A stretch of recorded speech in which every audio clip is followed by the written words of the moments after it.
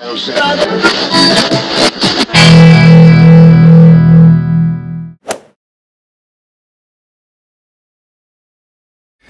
jo, tak vám děkuju, že jste přijal pozvání do mého podcastu a začneme takovou, řekněme, otázkou, která se nabízí. Vy jste říkal, že hned po tom, co jste poprvé přiletěl do Brazílie, tak jste věděl, že to bude to místo, kde strávíte zbytek života. Dokázal byste říct, co vás na tom tak zlákalo? Já jsem si vždycky představoval, že budu někde žít v exotické zemi a jak jsem tak poznával po cestách Brazilce, tak se ukazovalo, že Brazílie by mohla být vhodná. A byl tam takový moment, já jsem odlítal z České republiky v lednu, kdy byla zima, minus 10 stupňů. Já jsem přiletěl na letiště do Rio de Janeiro a jakmile jsem vystoupil z letadla, tak jenom ten vzduch, jenom to prostředí na mě tak fouklo, že jsem si říkal, no já jsem tady doma. Tropický ráj. A kdybyste měl, řeknu, kromě klimatu, fakt najít třeba jednu věc, co vám tam nejvíc vyhovuje, našel byste něco? Já bych řekl určitě životní styl, celkově spojený s tou Brazílií, ale taky sociálně-ekonomická situace. Já mám tady dům kousek od pláže. Jo, a minimální mzda v Brazílii je asi 5 000 korun teďka českých. Takže když člověk má nějaký příjem z online aktivit, tak mu stačí opravdu málo na to, aby měl vysoký životní komfort. Využíváte, řekněme, to nejlepší z obou světů. Přesně tak. No, tak to má samozřejmě, ty online aktivity mají svoje limity.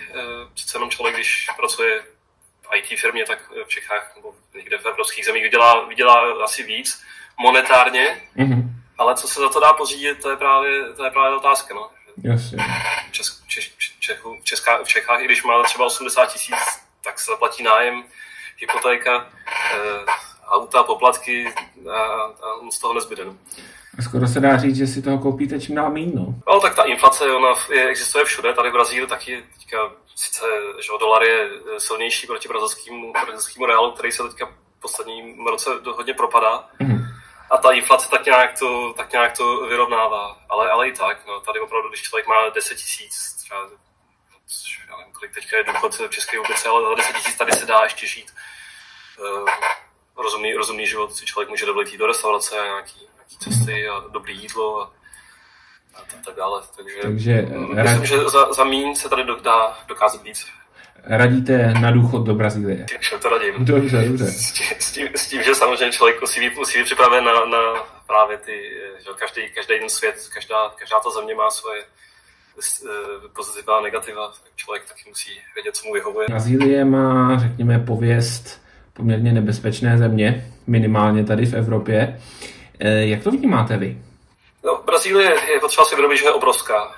No, to je skoro možná čtvrtina, možná skoro třetina Evropy. Takže jsou obrovské rozdíly. Jo? Tady Brazílie má v 10 nejnebezpečnějších městech světa, má dvě města. Jo? Takže třeba Salvador, Rio de Janeiro, Manaus jsou nebezpečná města. Jo? Tam se opravdu dějou věci od únosů, ale běžnou kriminalitu a podvody a tak dále. Tady, kde já žiju, tak tady je bezpečno. Tady žádné takové problémy nejsou. No. Takže člověk musí, samozřejmě velká města sebou nesou větší rizika a to místo, kde člověk žije. Takže v Praze, když jdete na Žižkov, nebo taky tam jsou určité části, kde je nebezpečně. Takže se to nebere plošně, že jakmile přiletíte do Brazílie, dávejte si prostě pozor všude. To myslím, že by byla chyba. Samozřejmě je potřeba dát si pozor a hlavně Evropan se tady pozná na první pohled. Takže už první dobrý den přijde taxikář a už ta cena není stejná jako pro Brazilce. Jasně. Takže to začíná na malých věcech, ale od toho, aby se to bylo vložen nebezpečný, to v těch městech, které se jmenovalo Rio de Janeiro, Manaus, Salvador, ty jsou více nebezpečná, ale tady, kde já jsem, město Maceió, tak tady je velice bezpečno. Tady jsem neslyšel, že by se stalo něco turistům závažného. A najde se i tak, řekněme, třeba něco, na co jste si musel déle zvykat, nebo co jste se musel oproti Česku naučit dělat trochu jinak? Určitě, těch věcí je hodně. Jedna asi z hlavních, na to narážím do teďka, že tady v Brazílii slovo nemá takovou váhu jako v Evropě. Mm-hmm. V Čechách třeba nebo když se s někým na něčem domluvíte a nějaký čas konkrétní, tak pokud se něco nestane, na 90% ty lidi to dodrží. A tady vy se stanete nejlepší kamarád někoho a pak už ho nikdy nevidíte. Jo. Což je někdy pro nás hrozně matoucí, jo? Lidi něco slíbí a s někým se domluvíte, nebo i teďka já tady budu něco a sehnat solidního, důvěryhodného dělníka, který dodrží slovo a lhůty a tak dále, je velká výzva. To se operuje, řekněme, hlavně s tou domluvou slovní, nebo si ty lidi můžete zavázat i smlouvou klasicky? Můžete, ale ty smlouvy, tady je to Brazílie, no. Tady se říká, je to prostě brazilské gesto, no. Tak říkají Brazilian žejčíňu. A to je prostě, vždycky se najde nějaká cesta. No. Příklad, když byl covid, tak taky všude byly restrikce. A teď jako Brazilci vždycky najdou nějakou cestu okliku, aby se vyhli těm nařízením a aby si to udělali podle svýho. Takže člověk se musí tady naučit s tím pracovat. Protože tohle funguje s lidma, ale funguje to i s úřady. Když jdete na úřad, říct si nějaké papíry, tak i tam ty úřady zkouší nějaké cesty, jak z vás dostat peníze. Jo? Člověk si musí, tam není nějaký jako oficiální zajištěná cesta. Jo? Musíte zaplatit někoho, kdo se s nima domluví, něco jim postrčí a aby ty věci se udály třeba rychle nebo v nějakém rozumném termínu. A tak, jak je potřeba. Takže tohle je pro nás někdy jako hodně nepochopitelný a až absurdní. Jo? Takže všichni si klepají na čelo, jak je tohleto možný, jak ta země vůbec funguje. Ale on to patří k tomu kulturnímu. Pro běžný život musíte mít docela silný nervy. No, to je pravda. No. Trpělivost a i nervy. A taky to jsou ale i realistická očekávání. Jo? Já tady mám spoustu kamarádů třeba z Kanady, ze Spojených států amerických a ty se neustále stresují, proč ty věci nejsou tak jako v Americe nebo ve Spojených státech. No, protože tady jsme v Brazílii a věci fungují jinak. To je něco, na co člověk si musí připravit před cestou, ať už turistickou, nebo i když tady bude chtít žít, že prostě jak se to říká, jiný kraj, jiný mrav, jo. Tak tady to platí 10násobně. Potřebujete pro běžný život portugalštinu? 100%. Je to potřeba. Pokud se vám nepodaří najít si přítelky někoho, kdo by vám překládal, ale bez portugalštiny možná bych řekl v určitých třeba na tom jihu, kde je hodně už cizinců, tak lidi mluví lehce anglicky, ale z 90% je potřeba portugalština určitě. Protože já třeba, jak jste mluvil o tom úřadu, tak u nás ty úřednice minimálně základy angličtiny mají. Ale v Brazílii, když jdete na úřad, tak jenom portugalsky. No, může se stát, že člověk bude mít štěstí, že někdo někam vyjel a umí, ale určitě bych na to nespoléhal. A naopak ten jazyk není to jenom o té domluvě jako takový, ale vyloženě pochopit, jak fungují ty mechanismy. Takže buď nějakého kvalitního překladatele nebo interpretátora a pro ten život si myslím, že je to nezbytný. I v rámci jako sociální nějakých vazeb, že přece jenom ten jazyk vyvolává důvěru mezi lidma. Jasně. Takže lidi občas to interpretují tak, jakož to je skoro jako trošku známka nerespektu. Člověk žije a nedomluví se. Jestli jako ani nedáte práci se naučit ten jejich jazyk, tak proč by s váma měli spolupracovat? Chápu to tak? Přesně, něco takového, přesně, je to tak. No. A taky Brazilci mají takovou zajímavou věc, tady určitý takový fenomén jako méněcennosti, že oni mají tendenci, že sem hlavně jako Spojených států jezdí hodně investorů a oni skupují a pak trošku kontrolují ty prostředí. No, ten export té americké kultury, takže někteří Brazilci se k tomu staví jako, gringo, co chceš gringo. A je tam určitá mezera v tom respektu a člověk, když se naučí a řekne jim, že je tady žije a že se jim mu tady líbí, tak to probourá ty ledy a obecně lidi potom vás přijmou lépe. A když jste nastínil ten export kultury, když jste se v Brazílii objevil poprvé a řekl jste, že jste z České republiky, tušili, o jakou zemi se jedná? No, spíš tak oni to hází hodně jako Rusko, Sovětský svaz, to je taková, je třeba si uvědomit, že jeho americký vzdělávací systém je trošku chudší než třeba ten evropský, takže oni ten zeměpis mají hodně limitovaný. Já jsem se tady setkal s někým, kdo mi řekl, že ani nevěděl, že Francie je země. Oni si mysleli, že Francie nebo Německo jsou jako Spojené státy americké, že to jsou jenom státy, že ta Evropa je jako ta země. Takže občas tady ta omezenost je do nebe volající. Občas se mi stane, že Československo, občas někdo, kdo třeba vycestoval, Praha má nějakou spojitost, ale vyloženě Čechy to neznají. Ještě dokonce tady, že Čech se říká Čeko, a Češka je Čeka, a Čeka je takový neslyšný název, jak pozvat dámské přirození. Takže tam je trošku, taková humoristická situace, právě když člověk... To by si vás pamatovat mohli, ne? Ale... To sice jo, ale záleží v jakém světle. Jo, takže právě proto člověk i skrze ten jazyk pozná i tu kulturní, tam někdo Čeko, a už začínají srandičky, že? A když člověk neví tyhle věci, tak je v takové situaci, kdy může být třeba nepříjemný. A jak jste zmínil, Brazílie je obrovská, vy žijete na severu a když jste mi psal ten popis vašeho života v Brazílii, tak mě zaujal pojem severobrazilský zážitek. V čem je sever Brazílie jiný oproti zbytku země? Pro vás?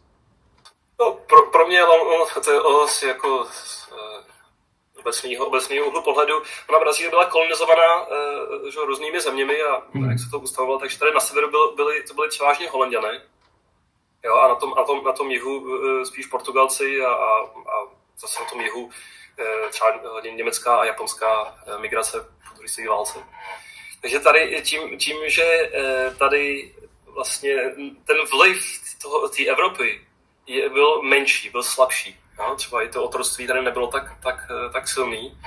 Takže tady celkově ta kultura, ten sever je třeba 30 let za tím jihem.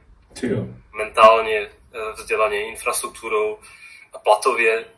No, takže tady na jednu stranu to má ty výhody, že tady jsou krásné pláže. To jsou takový ty opravdu panenský, ještě tady jsou místa, kde jsou jenom palmy a moře a nic tam není. A ani lidi neznají kreditní karty, všichni platí jenom hotovostí a takové věci. Na druhou stranu potom i ta kultura tady je taková trošku zastaralá. No? Lidi mají předsudky vůči tetování a tyhle věci. A řekl byste, že samozřejmě, když neberu nižší výplatu, ale že to je pro život lepší než ten moderní jih? To si myslím, každý musí asi sám, že asi rozdíl mezi žít v Praze a žít někde na vesnici, no, oboje má svoje. Jsou lidi, kteří mají rádi tu infrastrukturu, možnosti a kulturní nabídky. Ale třeba moje žena je z Rio de Janeiro a když jsme sem přijeli, tak tady trpěla. Tady to je zastaralý, tady nic není, tady nic neseženu. Já to třeba mám rád, jo, pro lidi, kteří mají rádi přírodu a klid.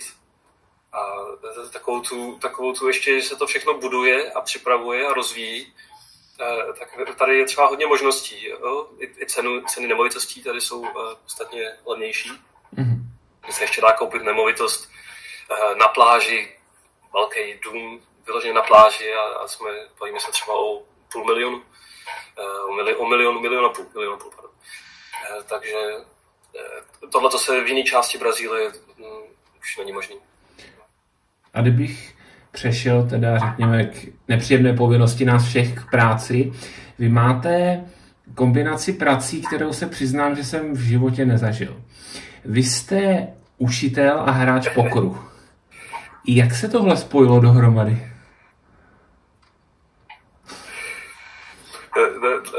Dlouhý příběh, no. Já to zkráceně, když jsem začal žít v Brazílii, tak to nebylo vůbec plánovaný. Já jsem šel na dovolenou, ale tak jsem se zamiloval, jak jsem řekl, že už jsem se nevrátil. Zůstal jsem tady první 2-3 roky a měl jsem nějaký zásoby peněz a potom ty docházely a někdo za mnou přišel a řekl mi, ty mluvíš anglicky, můžeš mě naučit.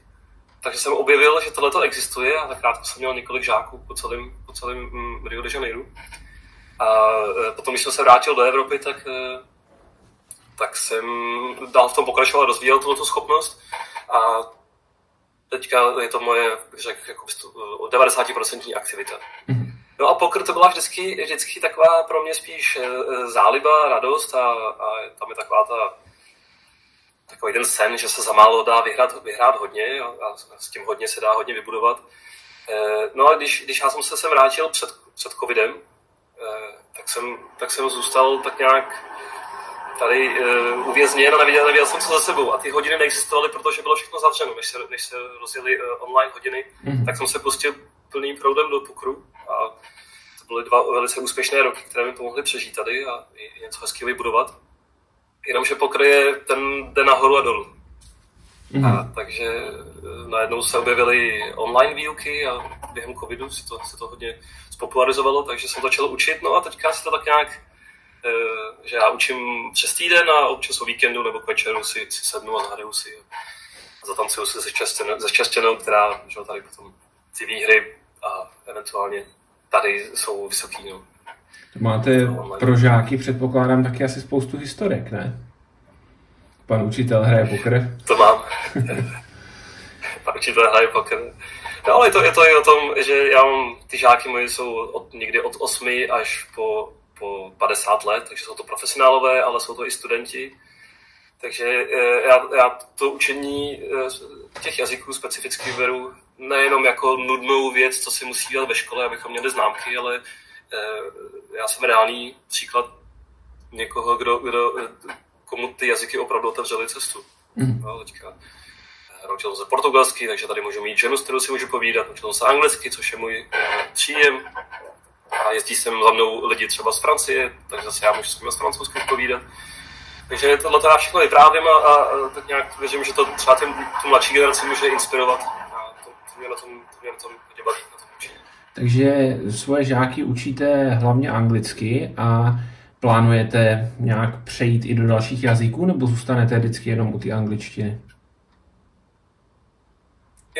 Teďka je to převážně angličtina, protože to je to nejžádanější, ale mám i několik žáků francouzštiny. Někdo mě třeba poprosí, abych ho naučil portugalsky právě, kde sem jede, tak je to flexibilní, vždycky se snažím víc lidem vstříc, co potřebuje, co můžu nabídnout, tak můžu pomoci. A ještě se zeptám, jak byste řekl z pohledu cizince, říká se, že portugalština je hodně podobná španělštině. Ale já jsem se vždycky učil španělštinu, ale portugalštinu jsem nepochopil vůbec.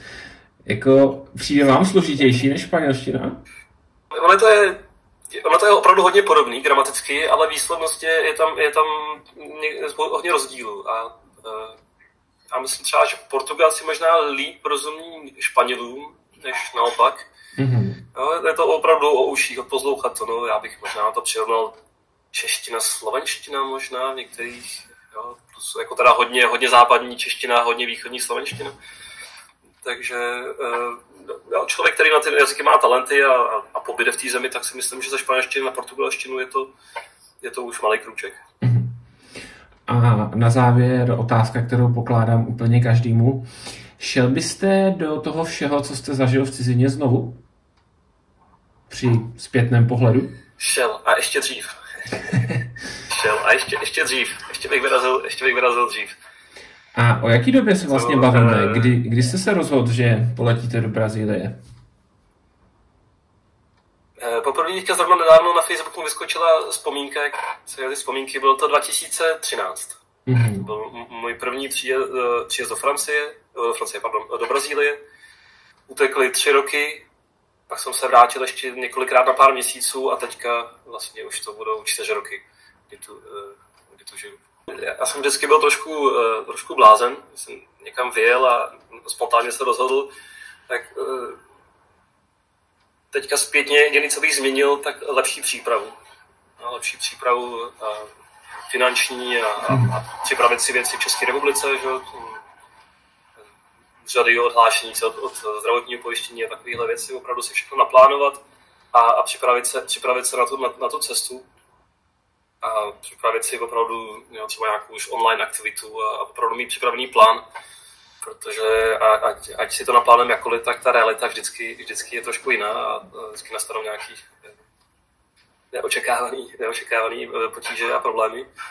Takže si myslím, že když se člověk rozhoduje někam výjíždět, tak ta příprava je klíčová k tomu, aby to bylo úspěšný a aby to nebyl takový šok a impact. Takže řekněme míru improvizace takovou zdravou, ne úplně 100%. Na tu cestu si připravit. No, určitě. Já si myslím, že do jisté míry člověk musí se umět rozhodnout občas na základě nějakého takového srdečného impulzu. Myslím, že to tam je. Občas máme tendenci na věc příliš přemýšlet a až je někdy přeplánovat a myšlíme občas i problémy, které neexistují. Mm-hmm.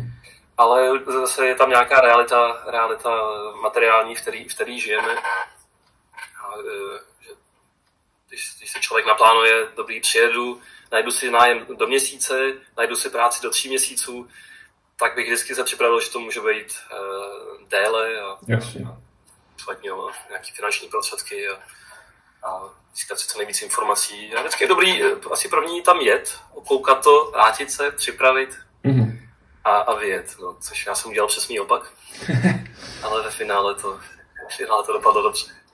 Tak to je dobře. Tak vám děkuju, že jste mi dal nějakých 25 minut a přeju vám, ať se vám dál daří minimálně tak jako doteď. Děkuji vám moc za pozvání a to milý povídání. Se ještě někdy vidíme, slyšíme. Určitě. Naschle. Naschle, mějte se.